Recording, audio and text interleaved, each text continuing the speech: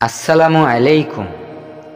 আজকে জানব মুমিনের আচরণের উদ্ধত্ত কাম্য নয়, নম্রতা মুমিনের ভূষণ। নম্রতা আল্লাহ পক্ষ থেকে রহমত। নবীজি সাল্লাল্লাহু আলাইহি সাল্লাম তার ওই গুণের মাধ্যমে মানুষকে ইসলামের প্রতি আকৃষ্ট করেছেন। পবিত্র কোরআনে ইরশাদ হয়েছে, অতঃপর আল্লাহ পক্ষ থেকে রহমতের কারণে তুমি তাদের জন্য নম্র হয়েছিলে। আর যদি তুমি কঠোর স্বভাবের, কঠিন হৃদয় সম্পূর্ণ হতে, তবে তারা তোমার আশপাশ থেকে সরে পড়ত। সূরা আলে ইমরান আয়াত 159।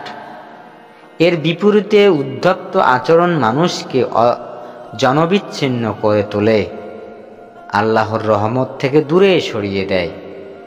ব্যক্তির যে স্বাভাবিক আচরণ তার পরিবর্তন করে রাগের মাধ্যমে, চিৎকার চেঁচামেচি কিংবা প্রত্যাশিত যে আচরণ তা না করে ব্যক্তিকে অপমান বা ছোট করে কথা বলে আচরণের উদ্ধত্ততা প্রকাশ পায়। আবার অনেক ক্ষেত্রে রাগ প্রকাশ না করেও পরোক্ষভাবে ব্যক্তিকে এড়িয়ে চলার উদ্ধত্ত আচরণ।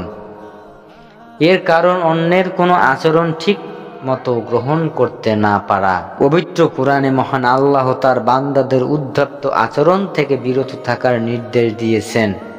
তিনি বলেন, আর তুমি মানুষের দিকে থেকে তোমার মুখ ফিরিয়ে নিও না, আর জমিনে দম্ভ ভরে চলাফেরা করো না। নিশ্চয়ই আল্লাহ কোনো দম্ভিকতা, অহংকারীকে পছন্দ করে না। সূরা লুকমান আয়াত 18। উল্লেখিত আয়াতে মহান আল্লাহ দুটি শব্দ বলেছেন, এক মুক্তাল, দুই ফাকুর। তাফসীরবিদদের মতে মুক্তাল মানে হচ্ছে এমন ব্যক্তি যে নিজেকে নিজেই বড় মনে করে, আর ফাকুর তাকেই বলে যে নিজের বড়াই করে।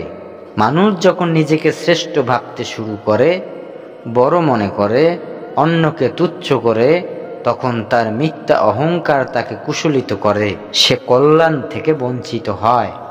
তার প্রতিটি কর্মকাণ্ডে তার কুশলিত মানসিকতার চাপ ফুটে ওঠে।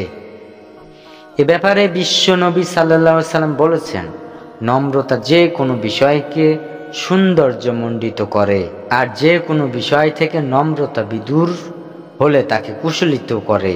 মুসলিম হাদিস 6496। আর এই কারণে এক সময় মানুষ তার প্রতি বিরক্ত হতে শুরু করে, তার অনিষ্ট থেকে বাঁচতে তার থেকে দূরে সরে যেতে শুরু করে। এক সময় সে দুনিয়া ও আসমানবাসীর কাছে নিকৃষ্ট মানুষে পরিণত হয়। নবীজি সাল্লাল্লাহু আলাইহি সাল্লাম এ ধরনের লোককে নিকৃষ্ট মানুষ বলে আখ্যা দিয়েছেন।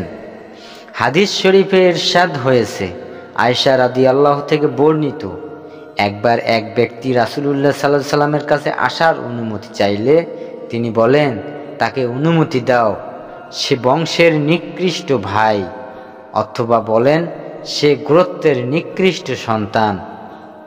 লোকটি ভেতরে এলে তিনি তার সঙ্গে নম্রতার সঙ্গে কথাবার্তা বলেন। তখন আমি বললাম, হে আল্লাহর রাসূল, আপনি এই লোকের ব্যাপারে যা বলার তা তো বলেছেন, পরে আপনি আবার তার সাথে নম্রতার সঙ্গে কথাবার্তা বললেন। তখন তিনি বলেন, হে আয়েশা, নিশ্চয় সবচেয়ে খারাপ লোক সেই যার অশালীনতার থেকে বাঁচার জন্য মানুষ তার স্বর্গ পরিত্যাগ করে। বুখারী হাদিস নাম্বার 6054।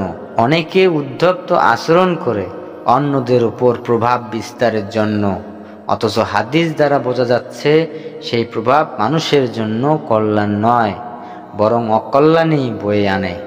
তাই মুমিনের উচিত সর্বদা নবীজি সাল্লাল্লাহু আলাইহি সাল্লামের আদেশের অনুসরণ করা, নম্রতা প্রদর্শন করা। নিজেকে অধিক গুরুত্ব দিতে গিয়ে এমন কোনো কাজে লিপ্ত হওয়া উচিত নয় যা দুনিয়া ও আখিরাতের সব ধ্বংস করে দেবে, আল্লাহর দরবারে অপ্রিয় করে তুলবে। মহান আল্লাহ সবাইকে হেফাজত করুক। আমিন। জাযাকাল্লাহু খায়র।